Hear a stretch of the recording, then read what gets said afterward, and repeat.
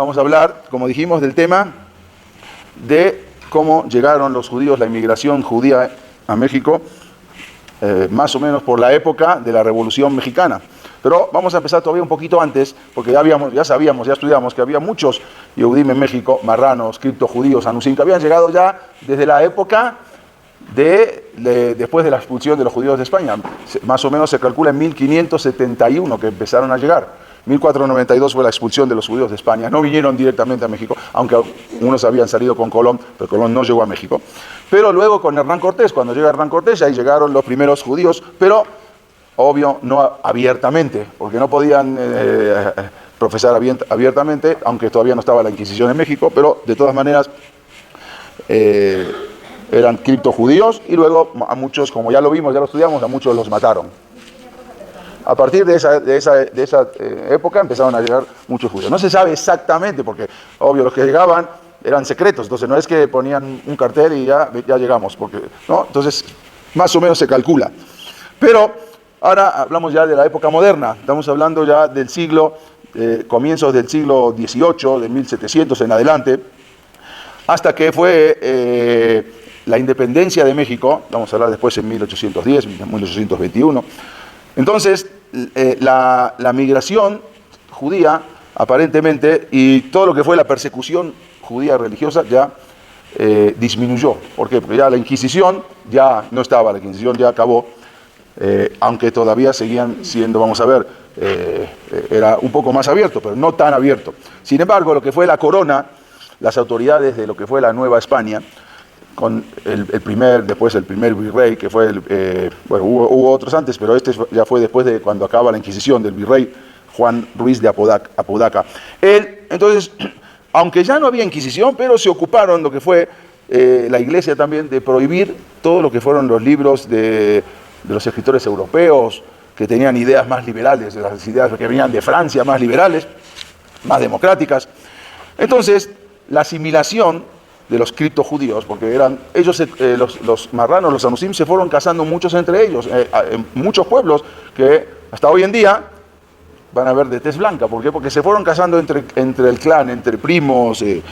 Entonces, pero ahora provocó mucho, esto ya provocó la pérdida, se empezó a abrir y provocó mucho esto, la pérdida de las costumbres. Muchos perdieron las costumbres que llevaban de los abuelitos, de las costumbres, las tradiciones. Porque aparte no había esa falta de contacto con el judaísmo externo, entonces no tenían cómo, muchos no sabían. Pero en algunos casos la tradición oral sobrevivió, aunque muy deformada, pero sobrevivió, por ejemplo, con objetos religiosos, y fueron de generación en generación. Muchas de las costumbres también no se olvidaron. Hasta hoy en día, yo me he entrevistado con muchos que tienen costumbres de prender las velas los viernes en la noche. No saben que se prende viernes en la tarde, dicen que lo prenden viernes en la noche, y cuando la prenden ponen una imagen de una Virgen, la Virgen María, porque por si los agarraban, entonces estaban diciendo que prende la imagen a la Virgen. O, por ejemplo, cuando mueren, esto me lo dijeron muchísimos, cuando mueren algún pariente, tapan los espejos de toda la casa. Cuando yo les pregunto por qué, me dicen, no sabe, es tradición, así no sabemos. O, por ejemplo, cuando muere alguien en la casa, lo primero que hacen es tiran toda el agua que estaba ahí en la casa, cubierta o descubierta, toda el agua la tiran, la echan al excusado o lo que sea. Muchas cosas, en muchísimos lugares de México, y esas son algunas cosas, pero hay muchas cosas que los viernes, cómo barren toda la casa y cómo sacan todo el polvo para afuera. Una vez después empezó a averiguar por qué dicen que barren pero para afuera, para la calle. ¿Por qué barren para la calle? Que barran para el patio, que barran para otro lugar. Entonces después ya estuve averiguando y ya me enteré, porque como no podían ponerme susá, entonces por lo menos eso era como un simán, como una señal de que ellos harían antes de Shabbat, que sacaban toda la basura de la casa o barrían. Bueno, había muchas cosas que ellos siguieron con muchas de las costumbres. Muchos tampoco, hasta una generación atrás, no comían carne y leche. Obvio, comían carne taref y leche, pero no juntaban, no sabían, porque así era la tradición. Estamos hablando de los criptojudíos que estaban en México, marranos o anusim, exactamente. Hoy México, en verdad, es un hogar de muchos de esos descendientes conversos, que muchísimos viven entre Veracruz y Puebla. Ahí fue donde más se instalaron. Pero, a pesar de que esa Inquisición, todo terminó, muchos grupos se definieron, después ya en la época moderna, se definieron todavía como descendientes de criptojudíos. O sea, muchas comunidades que dijeron que eran descendientes o mezclados también. Y, por ejemplo, esos eran las comunidades de Venta Prieta, que no estamos hablando que ya son de Anusim, sino que eran, ya estamos hablando de la época moderna. O había en muchos lugares, en Chiapas, centros criptojudíos, en Coahuila, en Chihuahua, en todos lados, centros de criptojudíos de marranos que llevaban alguna costumbre de lo que más o menos se acordaban. No es que, y tampoco nos podemos decir que son judíos 100%. Si se quieren convertir, tienen que irse a Israel y hacer pasar todo por un proceso de giur. No es que decir, bueno, porque tú tenías un tatarabuelo judío, entonces ya, no, no sabemos qué pasó en el medio.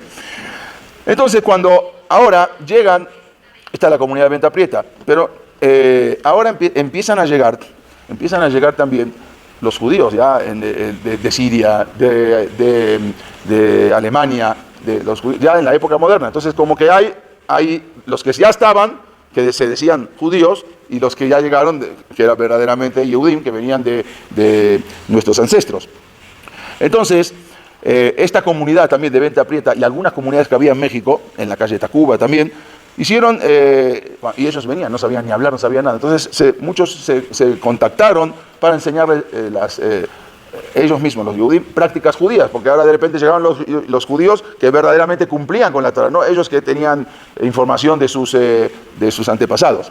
Lo increíble fue que lo más sorprendente también es que muchos de los prominentes famosos próceres mexicanos son descendientes de Yehudim, y ellos mismos hicieron referencia que eran descendientes de Yehudim, gente que quizás los estudiamos personajes que los estudiamos en las escuelas, que ellos mismos, muchos fueron acusados de judíos y torturados por judíos, y otros ya no había tortura, pero reconocieron que eran judíos. Por ejemplo, Fray Servando, el famoso Fray, era un cura, Fray Servando Teresa de Mier, que él lo juzgaron y estuvo en la cárcel por judaizante. Otra de las, también que era descendiente de judíos, era Sor Juana Inés de la Cruz, que también tenía padres judíos, papá y mamá judíos. Otro de los que también él mismo dijo que era descendiente de judíos fue el presidente Porfirio Díaz, que era descendiente directo de Sefaradim. Otro de los que fueron descendientes de judíos, y hasta su hija está enterrado en el Panteón Ashkenazí, es el general Mariano Escobedo. Ellos mismos eran descendientes de judíos. Otro de los que eran descendientes de judíos fue Francisco Madero. Todos estos, todos descendientes, y ese de judíos sefaradí. Otro de los que dijo que también era descendiente de judíos, pero mucho más adelante, el presidente José López Portillo, también él mismo en varias ocasiones atestiguó que era descendiente de judíos. Y así muchísimos, o sea, por decir, el pintor Diego Rivera, por ejemplo, el pintor Diego Rivera en una ocasión dijo: mi judaísmo es el elemento dominante en mi vida. De esto ha venido mi simpatía con las masas oprimidas que motiva todo mi trabajo. Y no solamente él, también Frida Kahlo, aunque su mamá no era judía, pero su papá, ella no era judía, ¿no? Pero venía de su papá.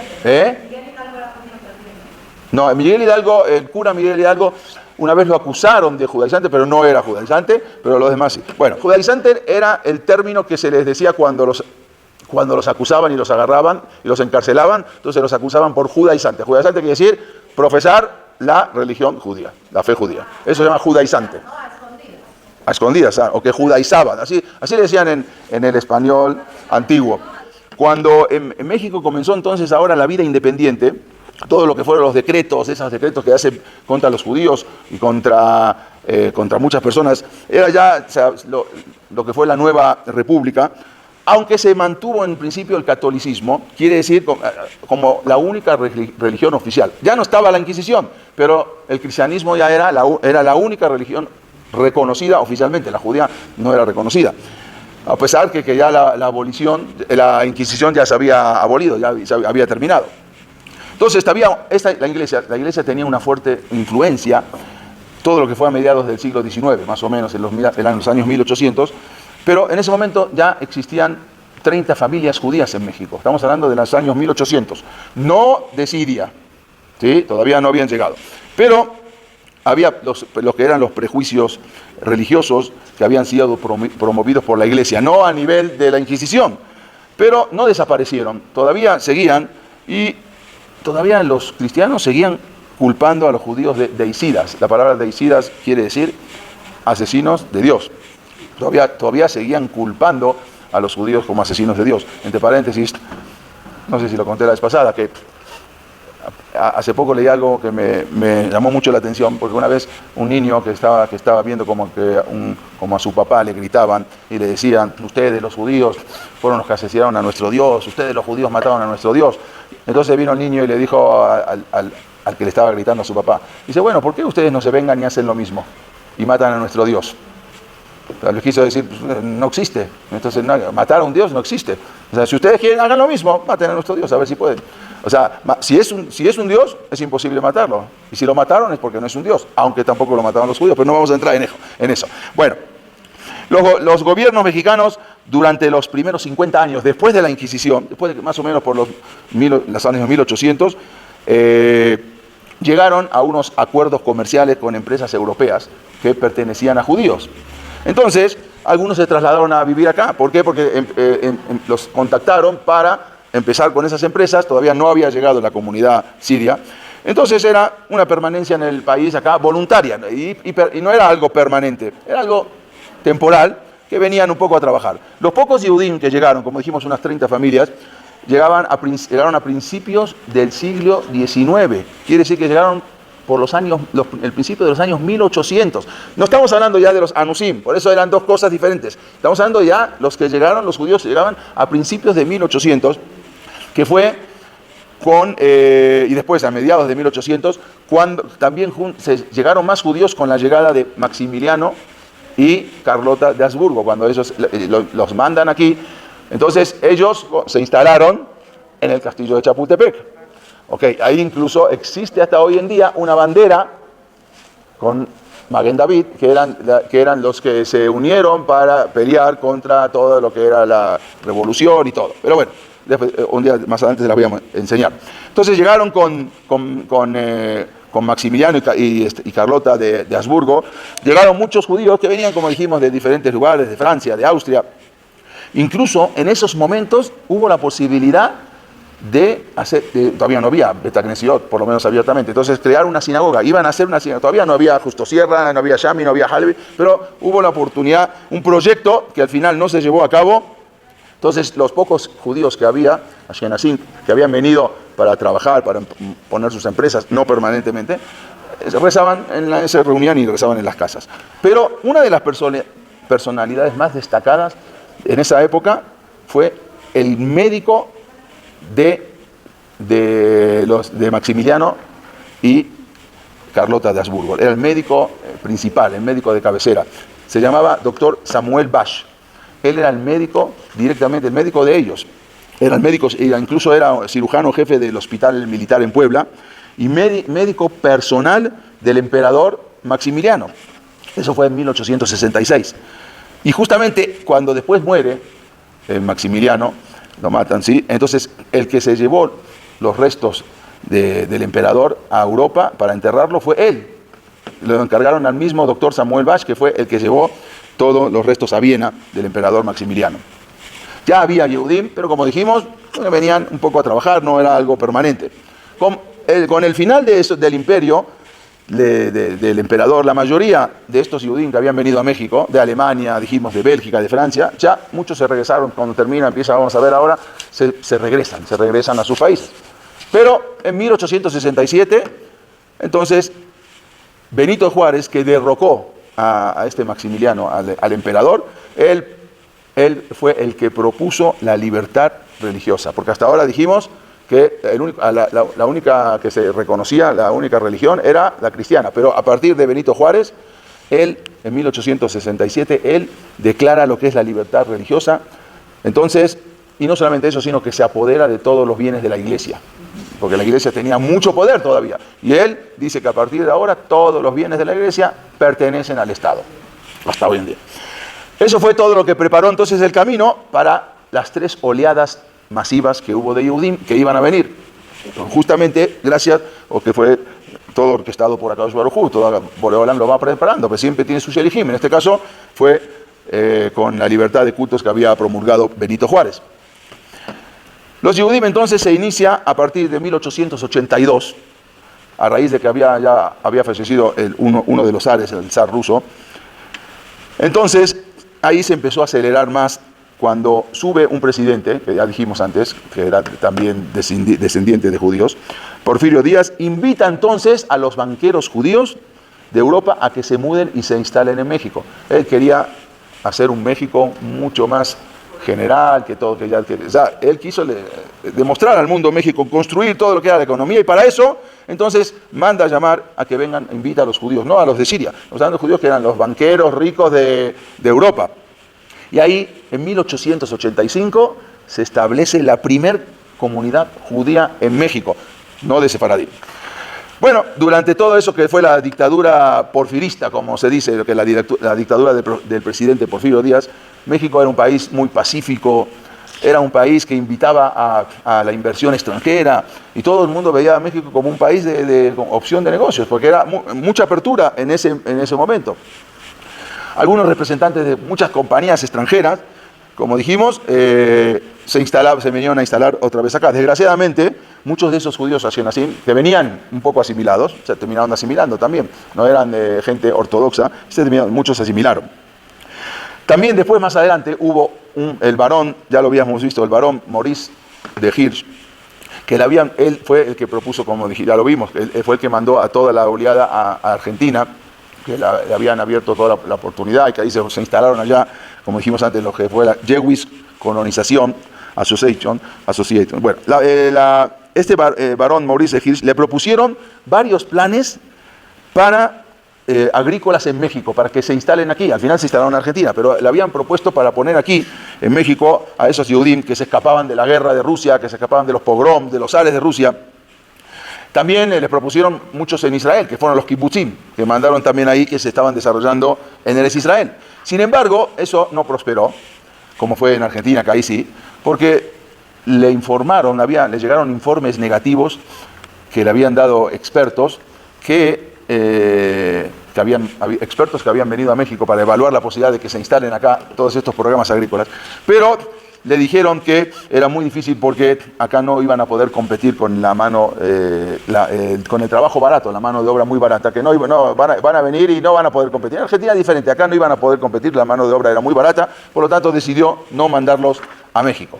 Entonces ahí se empezó a dar la segunda oleada, que fue ya a partir de los años 1900, 1910, ahí se dio la segunda oleada como resultado, porque ahí cuando fue la Primera Guerra Mundial, y ahí termina todo el Imperio Otomano. En la Primera Guerra Mundial, el Imperio Otomano dominaba todo lo que es prácticamente Israel, Siria, Líbano, todo lo que es Asia, en esa parte de donde está Israel, todavía no era Israel. Entonces cae el Imperio Otomano, y ahí mucho de la calidad de vida de los judíos que vivían en Turquía y en todo el Imperio Otomano también cae. De ahí se hicieron gente que mucha inestabilidad, entonces se empobrecieron.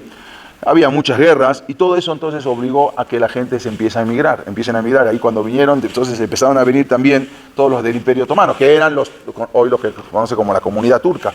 Pero ellos no tenían problema porque venían y como hablaban en ladino, entonces enseguida podían relacionarse con toda la gente. El ladino es como el español. También ese fue el problema, que como enseguida hablaban ladino y se empezaron a relacionar con toda la gente, entonces enseguida muchos ya perdieron su tradición, su judaísmo, porque enseguida se podían comerciar, enseguida podían hablar. En cambio, los sefaradín que venían de Siria no tenían el idioma, entonces le era mucho más difícil establecer esas relaciones. Por eso vemos que siempre la comunidad turca es mucho menos religiosa que todas las demás comunidades, porque enseguida se empezaron a juntar con la gente que podían hablar. Entonces, cuando empezaron a llegar, como dijimos, los sefaradim que hablaban ladino, que huían de su hogar de Turquía, mientras que otros ya empezaban también a abandonar Siria, Líbano, y todos estos eran diferentes Yehudim, porque los que habían venido hasta ahora eran de tez mucho más clara, más güeros, y estos que venían no eran tan güeros, ya eran otra cosa, eran gente de tez más morena, y también, como dijimos, se les facilitaba mucho más el idioma español, entonces se integraron mucho más fácil a lo que es la sociedad mexicana. Bueno, los sefaradim se desarrollaron como callejeros, iban y empezaban a trabajar, lo poquito que los que no sabían hablar, un poco empezaron a convertir sus tienditas en negocios, Venían, y ahí empezaron a llegar ahora también Yehudim que venían de Damasco, de Siria. Obvio, no había Beit Knesset, no había nada. Se reunían un poco para conocerse, que muchas familias que ya se conocían previamente, pero mientras los Ashkenazim, que ya ellos intentaron hacer ya una comunidad.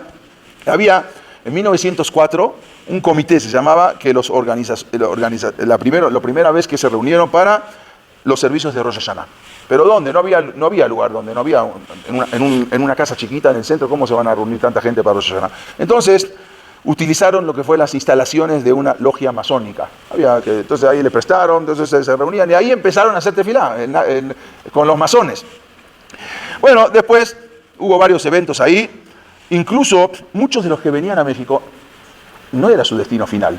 Venían a México porque querían pasar a Estados Unidos. O sea, el destino era Estados Unidos, no era México. ¿Qué van a venir a México en ese momento? Pero Estados Unidos ya era Estados Unidos.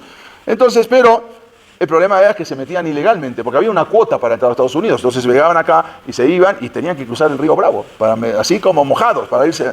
Entonces, ya era un problema, porque en Estados Unidos también se dieron cuenta de todo esto, y ahora todo esto estaba provocando que cierren las puertas a los que venían de Europa, porque ya se están metiendo mojados por todos lados.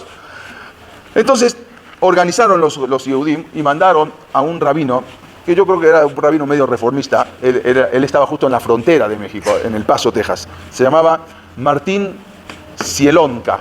Y este Martín Cielonka era un rabino que lo mandaron, y él mismo para organizar en México comunidades que se empiecen a quedar acá. O sea que no, porque acá no había nada. Entonces venían y se iban directamente a Estados Unidos, de la manera que sea. El gobierno de Estados Unidos se empezó a enojar, empezó a cerrar las puertas. Entonces mandaron a alguien para que puedan convencer y empezar a formar acá comunidades. Lo mandan a México para que él convenza, porque estaban provocando todo eso, que no querían que le cierre las puertas a todos los que venían después de lo que era la Primera Guerra Mundial. Entonces los mandan a este Martín Cielonka. ¿Para qué? Porque miles de judíos, era la idea venir acá para llegar a Estados Unidos. Entonces en ese momento en el Congreso de los Estados Unidos empezaron a hacer un cambio con lo que era la inmigración. Como consecuencia, entonces cambiaron esas leyes y ahora muchos judíos polacos, rusos llegaban al puerto de Veracruz, digamos, y después se iban a Estados Unidos, cruzaban, como dijimos, el río Bravo, y él fue el que vino a tratar de convencer a la gente de que ya no se queden acá, formar todo un programa acá. Y gracias a esta persona, gracias a él, 8.200 Yehudim se lograron inmigrar a México por los años entre 1900 y 1915 y quedarse. O sea, ya no, ellos originalmente venían a cruzarse a Estados Unidos y él al final abrió, convenció, formó cosas. Entonces logró que casi 8.200 judíos se queden acá en México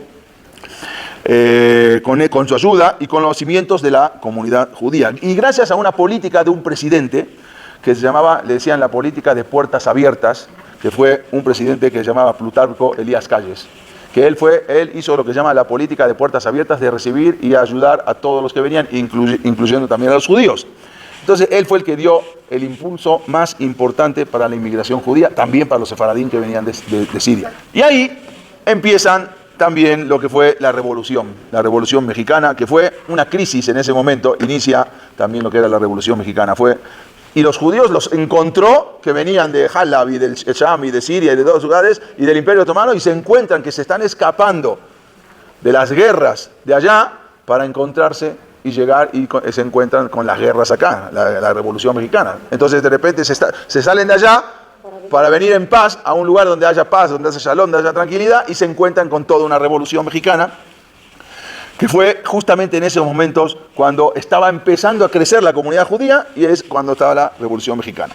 Entonces, toda esa migración de repente se detuvo, porque esa inmigración se detuvo entre 1910 y 1912, porque era una continua lucha armada, y muchos llegaban ahora y les avisaban de que todos los problemas que había. En ese momento también había un Yehudí que se llamaba, bueno, después de toda lo que fuera la revolución, Zapata, de Villa, todo lo que sabemos, había un Yehudí en ese momento que se llamaba Jacobo Granat. Seguramente que lo habrán oído nombrar. Él era un Yehudí austríaco, Jacobo Granat. Él era un Yehudí austríaco, tenía mucho dinero, y él era muy amigo del presidente Francisco Madero. Él era muy amigo, una amistad muy, muy grande que tenía. Entonces, Él puso lo que se llamaba, él tenía un negocio que es muy importante, se llamaba el Salón Rojo. Y fue el primer cine que existió en la Ciudad de México. Y tenía un salón, ahí se proyectaban películas también. Entonces, y en más de una ocasión, en ese mismo lugar, que era el Salón Rojo conocido, ahí se hizo muchas veces una propaganda revolucionaria, la propaganda para Francisco Madero. Entonces, para levantar su gobierno, como era muy amigo de él, entonces este era el famoso cine, después se conoció como Cine Granat. Sí, era el famoso Salón Rojo que gracias a él. Ahora, gracias a esta amistad, entonces él logró que haya el primer cementerio judío en México. ¿Por qué? Porque este Francisco Madero le otorgó a Jacobo Granat la posibilidad de que se puedan comprar, y fue en la calzada México-Tacuba, que fue el primer cementerio judío Shambles. Ahí se enterraban al principio todos. Claro, obvio, sí. Y fue justamente con dinero prestado de Jacobo Granat, que fue el primer panteón que abrió en 1914. Jacobo Granat era un judío austríaco, era muy rico y muy amigo de Francisco Madero, que él fue entonces como él mismo en su salón hacía muchos eventos para su candidato, para su gobierno, entonces él también le otorgó la posibilidad de darle para que puedan enterrar a los judíos, y fue el primer cementerio judío, el cementerio de los judíos de Damasco. Desgraciadamente muchos judíos que venían y no sabían ni hablar, y a muchos los acusaban, de repente venían judíos, y como no sabían ni hablar, los acusaban de espías a los judíos. ¿Por qué? Porque de repente vienen de Siria o vienen de acá, entonces muchos se salvaban. Pero desgraciadamente en esa época, las primeras tumbas que inauguraron el Bet Haim, ¿sí?, el cementerio, porque el cementerio se inauguró en 1914, y las primeras tumbas fueron de dos jóvenes que fallecieron, o mejor dicho, los fusilaron en 1915, acusados de, estos son de Yehudim, que participaban algunos, es un judío mexicano de la Revolución. Y estos jóvenes, que desgraciadamente estaban por el centro, y ahí se acercaron con ellos y les preguntaron, ¿Zapata o Villa? Entonces, no sabían ni de qué estaban hablando. Entonces, no, entonces ustedes quieren decir que son espías, y por lo tanto los llevaron, y directamente uno era casado, tenía esposa e hijos. Ahora le voy a mostrar a su esposa. Uno se llamó Yosef Abraham Cohen Bele, ¿sí? Él está acá vemos su tumba, que dice 1900, fue el 13 de febrero de 1915. Uno de ellos. Y el otro, que está ahí, que inauguraron ellos prácticamente este panteón, se llamaba Marcos Gejati Levi. Ellos dos los matan justamente y los fusilan un día de Shabbat, 13 de febrero, en el paredón, acusados de espías. Y no solamente, sino que después que lo fusilan, mandan a alguien a donde estaban rezando, porque era en Shabbat, donde estaba rezando la comunidad Shami, avisarle que vengan a buscar sus cuerpos, y fueron a rescatar sus cuerpos, los tuvieron que traer en Shabbat, después que estaban fusilados, para poder enterrarlos, y ahí con ellos inauguraron el panteón de los Shamis. O sea, el panteón que en ese momento era el panteón de todos, el cementerio no solamente de los Shamis, sino de todos, justamente con Manuel Marcos Levi Jajati. Después, hace unos años, las arreglaron los Kebarim, después de tantos años. Acá vean nada más estas imágenes, que son las tumbas de ellos, que las arreglaron un poco, las pusieron acá, se pueden ver hoy en día. El que va al Panteón Shami lo puede ver, al Panteón de los Damasquinos puede ver ahí las tumbas de estos dos muchachos. Los Halevi venían más de la provincia, entonces ellos se organizaron un poco. Incluso acá en el Bet Knesset de Justo Sierra, ahí está el librero, y acá lo pueden ver, que dice Leilun Nishmat Obadia Alevi Yeyati, ¿sí? Be Yosef Vela, o Vele o Vela.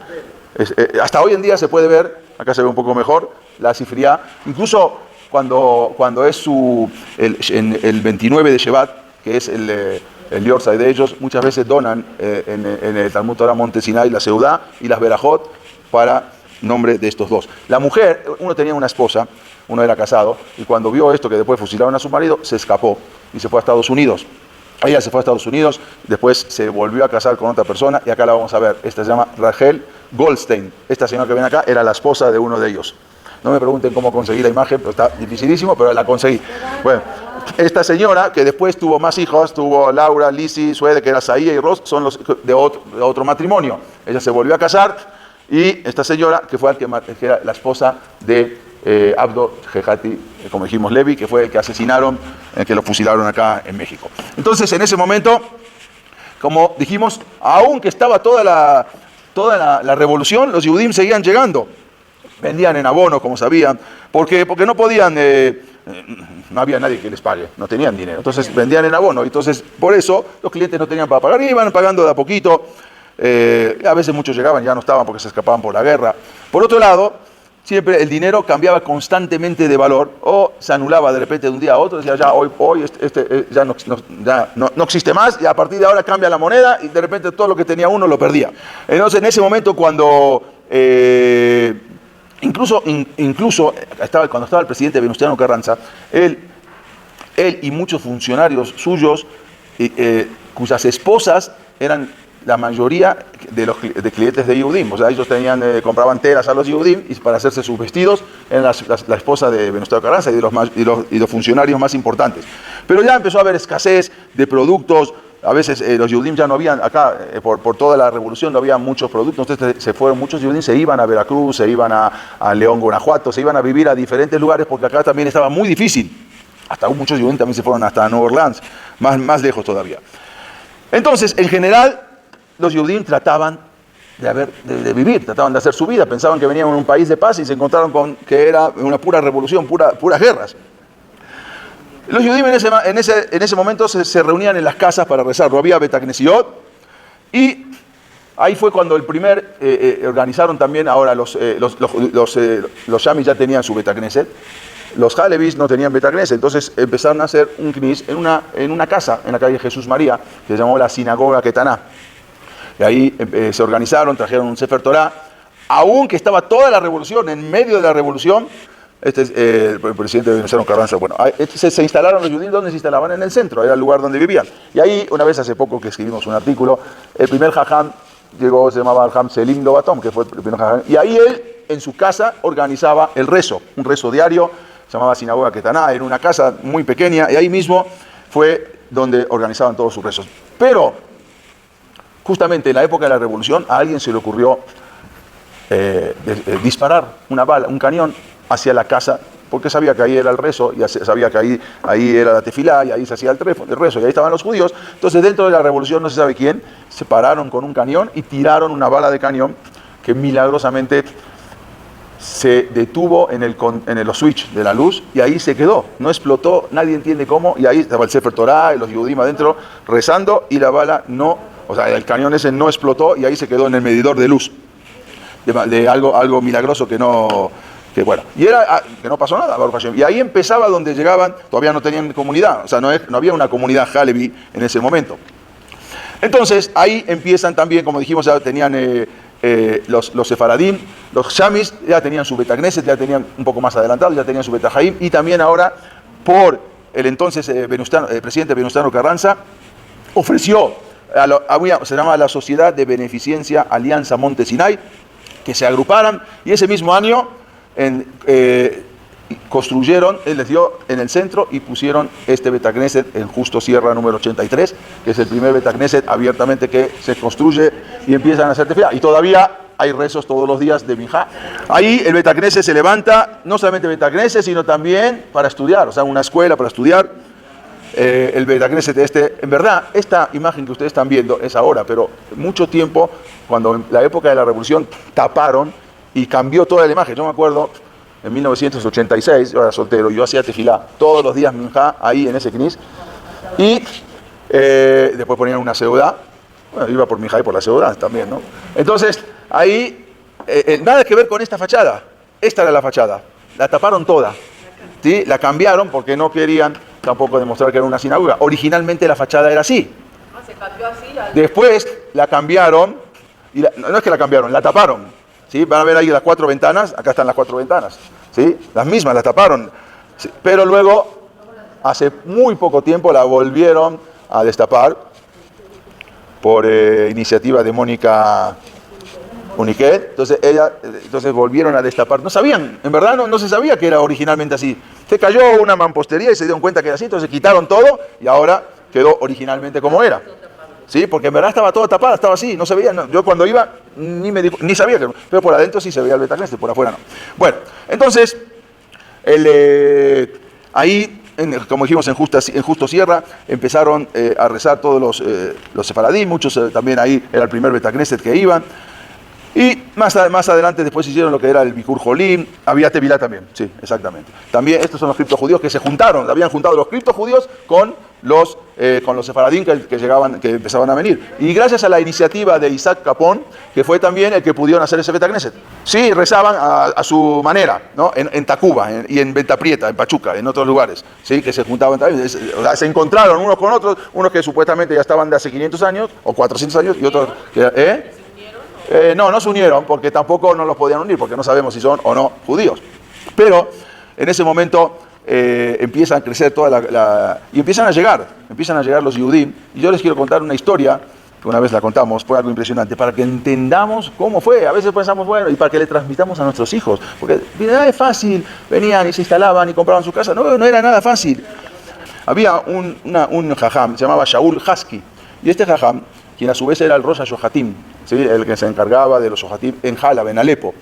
Entonces él, cuando tuvo su primer hijo, se llamaba Aslan, su hijo, y su esposa falleció en el parto. Entonces se quedó el señor, antes así, muchos fallecían, se quedó el señor con su hijo, que después el señor pasaron un año o 2 años y se volvió a casar, pero con una muchacha mucho más joven que ella.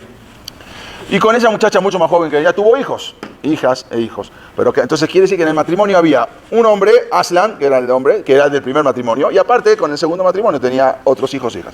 Pero entre el niño, Aslan, y la madrastra, ¿sí? No había muy buena relación, porque ella tenía que atender también a sus hijos, y este no era su hijo. No era un trato normal que se da de una madre a su hijo, puesto que no era la madre. Entonces eso provocaba que había problemas de Shalom Bait entre el señor, ¿por qué le regañas a mi hijo? ¿Y por qué no lo cuidas como a tus hijos? Y así ya eran los problemas normales, que cada vez se iban los problemas agravando más. Entonces, el papá, que era el jajam, Shaul Hasky, que era el shohet, decidió que no podía vivir este niño en su casa, porque se queda con el niño y va a terminar divorciado de su esposa. Entonces, como tenía algún que otro pariente en México, decidió mandarlo a los 13 años a México, que vaya con sus parientes y que viva allá, porque él tenía que salvar su matrimonio. De Halab, de Alepo. Para eso, decidió embarcarlo en un barco que zarpaba hacia América, con un pariente cercano, y le dio para que se lleve $20, porque por lo menos para que tenga un niño de 13 años, ¿sí? Con $20, que venga a la América a ver qué onda.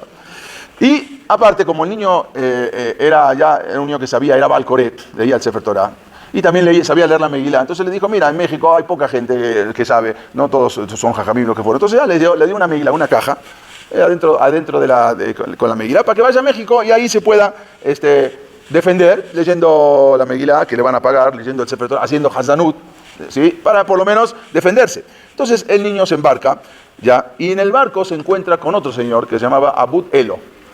Acuérdense, Aslan Hasky, el niño, y el señor Abud Elo se encuentran en el barco, y este es Aslan, o León, Aslan Hasky. Entonces se encuentra con Abud Elo en el barco, que este señor Abud Elo viajaba con sus 5 hijas.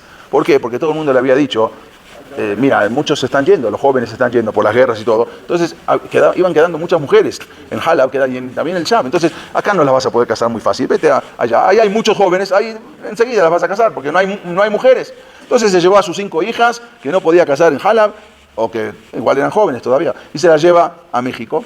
Bueno, en el barco se conocen, de hecho se conocían de allá, pero este muchacho que estaba solo, por lo menos lo cuidaron, y al final una vez en México, este muchacho fue con un pariente, lo contratan como Hazán, como Balcoret, tenía 13 años, ¿sí? En la comunidad, en Unquinis, con el Jajam Selim Lobatón, que vaya a leer, ahí todavía no había comunidad Harbi. Mientras que este señor Abud Elo, al final, así como le aconsejaron, empezó a casar a sus hijas. Era mucho más fácil, casa a la primera hija, casa a la segunda hija. Uno lo casa con un muchacho de apellido Chebube y otro con un muchacho de apellido Urfali. Eran sus yernos. Tenía más hijas, todavía más jóvenes. Luego, en 1919, este niño, que ya tenía 18 años, se casa también. 19 años, se casa con una que había conocido en el barco, que era la hija del señor Abud Elo. Se casa con esta muchacha, se llamaba Ferida. ¿Ok? Entonces, ya se habían conocido de ahí cuando él tenía 13 años. Ahora, los dos yernos trabajaban con su suegro, con el señor Abud Elo. Este yerno se llama uno Chebube y el otro se llama Urfali y trabaja. ¿Cuál era el trabajo? Como había mucha, como dijimos, era la época de la revolución y había mucha escasez en México. Entonces, ellos iban a Cuernavaca y compraban en los ingenios. Ingenios son donde hacen el azúcar, donde almacenan. Entonces ahí compraban sacos de azúcar, los traían a México, que faltaba mucho el azúcar, y los vendían. Entonces ellos no tenían empleados. Cuanto más personas fueran, cada uno se podía traer 2 o 3 costales. Entonces si iban 2, entonces traían 4 costales. Si iban 3, se traían 6 costales. Entonces generalmente siempre iba el suegro con los 2 yernos. Lo que más podían cargar, iban con el tren en la mañana a Huastepec, y ahí traían, se iban a la estación Buenavista, y de la estación Buenavista se tomaban el tren, y de ahí regresaban, y siempre viajaban a los ingenios de azúcar, ahí como dijimos, compraban a un centenario, les salía el costal de azúcar. Bueno, y ahí, entonces habían empezado a trabajar los yernos, este Chebube, y el otro que se llamaba como Urfali, con el suegro, con Abudero. Entonces ahora, que ya tenía un flamante yerno, que se había casado ahora, el tercero que se casaba con su hija. ¿Quién era? Este niño Aslan, que había venido de Jala, que lo mandaron con la Megilá y lo mandaron. Entonces, ya que se casó, terminó Sheba Berajot, le dijo, ya, mañana te espero, por favor. No terminó Sheba Berajot, pasó un tiempo, que empezó, él trabajaba de Balcoré, de Hazán. Pasó un tiempo y empezó a trabajar con el suegro. Le dijo, ya mañana, por favor, te espero a las 8 de la mañana en la estación, Buenavista, de ahí te vas a ir con tus cuñados. Yo no puedo ir, dijo el suegro, vas tú con tus cuñados y te vas a traer lo que más puedan de costales de azúcar para venderlos aquí. Bueno, perfecto, así quedaron. Al otro día a las 8 de la mañana en punto salía el tren de la estación Buenavista. Pero resulta que los dos yernos esperaron y este tercero, Aslan, nunca llegó. Al final, a las 8 de la mañana el tren salió y él no llegó. Estaba el suegro también en la estación, pero él no iba. Entonces, cuando a las 8:10 llega el yerno Aslan, le empieza a reclamar. ¿Por qué? El primer día de trabajo conmigo, ¿qué te pasa? ¿Cómo llegaste tarde? ¿Por qué eres impuntual? Tus cuñados se tuvieron que ir solos. Le dije, mire, lo que pasa, le dijo, que justo hoy es Rosh Hodesh. Y Rosh Hodesh no había quien lea el Sefer Torah. Y no había quien diga Musaf. Entonces, yo me tuve que quedar en el Kris. Entonces, salí apenas, terminé, me vine corriendo. Pero llegué a 8:10, sí, pero no, 8:10 no te sirve de nada. ¿Cómo hiciste eso? Bueno, se fueron a su casa y mientras le regañaba el suegro y lo regañaba la Martán y toda la casa de las cuñadas, todos regañándolo porque no puede ser que lo dejaste ir solo, escuchan en la radio, pasaron 2 horas, de que los revolucionarios dinamitaron el tren y el tren voló por los aires en ese momento y no se sabe aparentemente de las noticias que no quedó nadie, todos los 500 pasajeros de ese tren habían dinamitado un puente. Ahora vamos a ver, justamente en ese puente a donde viajaban todo el ejército de Zapata, ahí que venían en el tren, dinamitaron el tren, y él se salvó. Rosh Hodesh lo salvó. En el puente, en la mitad de un puente así que iba para Cuernavaca, y el tren, es el tren que pasa por ferrocarril de Cuernavaca. Ese mismo tren es el que iba para allá. Dinamitan el tren se muere, el tren se cae y se mueren todos. No sabían qué hacer la familia, fueron con el Jajam Selim Lobatón para que le diga, ¿qué hacemos? El Jajam Selim Lobatón les dijo, ya, vayan y rescaten los cuerpos, porque si no las mujeres, que de por sí ya tenían varios hijos, se quedan agunot, no pueden casarse, se quedan amarradas, entonces tienen que ir allá a rescatar los cuerpos. Entonces, decidieron, ya habían avisado a los 2 días, que ya el tren, ya cambiaron la ruta, cuando llegan ahí a Cuernavaca cambiaron la ruta, entonces otra vez se embarcó, otra vez el tren ya funcionaba, entonces le dijo, al otro día le dijo el suegro, otra vez al yerno, mañana, por favor, te espero, vamos a ir a rescatar los cuerpos a las 8 de la mañana, te espero en la estación, por favor, no me falles porque tenemos que ir, y ahí sí voy a ir yo, porque ya no vamos a ir a trabajar, vamos a ir a buscar los cuerpos. Bueno, al final, por lo tanto, así quedaron, pero al otro día eran las 8 de la mañana y el yerno otra vez no llegó. Y ya se iba el tren, se tuvo que embarcar otra vez el suegro solo, porque el señor Abud Elo, porque el yerno nunca llegó. Hasta que al final, cuando llegó, ya no había nadie en la estación. Se fue a su casa y otra vez los regaños de las cuñadas, de la suegra, que cómo te fuiste. ¿Qué hago? Era Rosh Hodesh también hoy, eran 2 días de Rosh Hodesh. Y otra vez no había Balcoré, no había Hazán. Y todo. Entonces, por más que me apuré, no llegó 8:10, llegó 8:05, pero el tren se fue. Y mientras estaban hablando, salen las noticias que vuelven a dinamitar el tren. Y no quedó absolutamente nadie, ni siquiera el suegro. No quedó nada. Bueno, al final murieron todos. Este se salvó Este se salvó, este muchacho, por los 2 días de Rosh Chodesh, que no llegó. El muchacho Aslan Husky. Ahora, ¿qué pasó? Después de esto, justamente dentro de los 30 días tuvo su primer hijo, y por eso lo llamó Abud, en honor de su suegro. Pero el problema fue que estas mujeres habían quedado algún not. Entonces tuvieron que preguntar otra vez al Rab. Selín Lobatón mandó a preguntar a Jalaba, a los jajamim de allá, y empezaron a investigar, y al final mandaron una carta que le daban el permiso, porque averiguaron cómo estaba todo el asunto, y al final pudieron casarse, se volvieron a casar estas 2 señoras. Pero este muchacho Aslan ya no tenía nada que hacer acá, se fue, después que tuvo familia, se fue con su esposa, porque en Veracruz, en Jalapa, Veracruz, le dijeron que había un betacnese chiquitito que se reunían, que no había Balcoré, no había quien lea, no había Hassan, entonces lo contrataron, se fue a Jalapa, Veracruz, y ahí había 40 familias, por ejemplo, había hasta la familia Janono, la familia Shamosh, la familia Cheja, muchos estaban ahí, necesitaban un Hassan, necesitaban un Balcoré, y alguien que les enseñe a los niños, porque no había escuela, entonces ahí lo contrataron, se fue para allá. Baruch Hashem ahí, Farida y Aslan tuvieron 12 hijos. ¿Sí? Aparte. Entonces, 11, pues ya habían tenido uno. En una oportunidad quedó embarazada otra vez en Veracruz, quedó embarazada otra vez su esposa. Entonces, su esposa en ese momento, él estaba embarazada y se le rompió la fuente, tuvo que irse de urgencia a la Cruz Roja. ¿Por qué? Pero el esposo no estaba, porque el esposo en 3 semanas, Aslan ya no era un niño, iba vendiendo en los pueblitos. Entonces se tuvo que ir urgente, le encargó a su vecina se llamaba Adel Hanono Levi, le encargó para irse, la abuela de Abud Levi, él se encargó para irse, le encargó a los niños, tenía 12 niños, se va a aliviar y entra a la Cruz Roja y inmediatamente tuvo un niño, pero la partera se lo llevó para atenderlo y al rato le dicen que el niño había fallecido y que no se lo pueden dar porque el niño falleció. Justo llegó el marido, el esposo Asam, y le pidió, el niño falleció, démele el cuerpo. No, lo incineramos. ¿Cómo lo incineraron? Sí, lo incineramos, ya no hay porque no tenemos un panteón para enterrar a los niños chiquitos. Al final, por más que gritaron, todos les trajeron el acta de defunción, le mostraron, mira, acá está muerto, no hay nada que hacer, y se llevó él a su esposa. Cuando salen de la Cruz Roja, sale una partera que viene corriendo, corriendo, y le dice que es todo mentira, que le habían robado a su bebé. ¿Por qué? Le dijo, mire, le voy a decir esto, pero yo me escapo de acá porque si no me van a matar, porque vino un artista de Veracruz muy famoso y él dijo que pagaba mucho dinero para que quería un bebé guapo, un bebé blanco, de tez blanca, así guapito. Entonces le dieron, y pagó mucho dinero y le dieron a su bebé. Inmediatamente esta mujer se fue, entraron, discutieron, fueron a la policía dijo, no hay pruebas, acá está el certificado de función, y al final, ¿qué pasó con el bebé? Nunca más se supo nada. Ese suceso afectó tanto que esa mujer después quedó parapléjica, la mujer está ferida de tanto que sufrió a los 28 años. Con 28 años ya tenía 12 hijos y quedó mal, pero después tuvo tres hijas más. A raíz de esto no se quedaron ahí, decidieron irse a otro lugar, a León, Guanajuato, que también ahí necesitaban un Hassan, se fueron para allá, pero no se crean que era fácil. De los 12 hijos se murieron 6. No era muy fácil. Antes, cualquier gripa que tenían, cualquier infección en el estómago, se morían. Uno de sus hijos, que tenía ya 17 años, se llamaba Salomón, conoció ahí mismo a una muchacha en León, Guanajuato, y se cayó. Era la hija de Yusef Amiga, el señor era Salomón Amiga, el papá